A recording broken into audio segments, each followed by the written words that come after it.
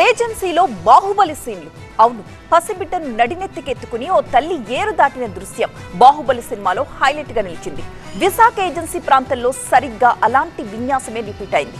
ప్రాణాల్ని సైతం డేంజర్ లో పెట్టి పీకల్లోతు వాగు దాటితే కానీ అక్కడ పిల్లలకి బడికెళ్లే యోగ్యత లేదు. విజయనగరం జిల్లా మెంటాడ మండలంలో కనిపించిన దృశ్యం ఇది.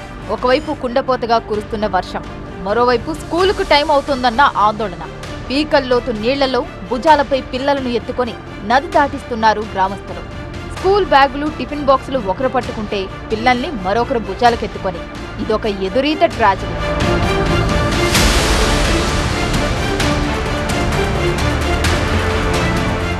భారీ వర్షాల కారణంగా చంపావతి నదిలోకి వరద ఉధృతి పెరగడంతో రాకపోకలు ఆగిపోయి 6 గ్రామాల ప్రజలు ఎటూ పోలేక దిక్కుతోచని పరిస్థితి.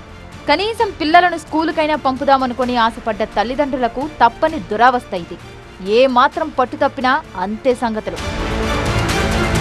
ప్రాణాలు పణంగా పెట్టి ఇంతటి సాహసం చేస్తే తప్ప పిల్లల్ని బడికి పంపలేని పరిస్థితి. వానాకాలం చదువుల గురించి విన్నాం. చదువు కోసం వానాకాలం సర్కస్ ఫీట్లు ఏజెన్సీ గ్రామాల్లోనే సాక్షాత్కరిస్తాయి.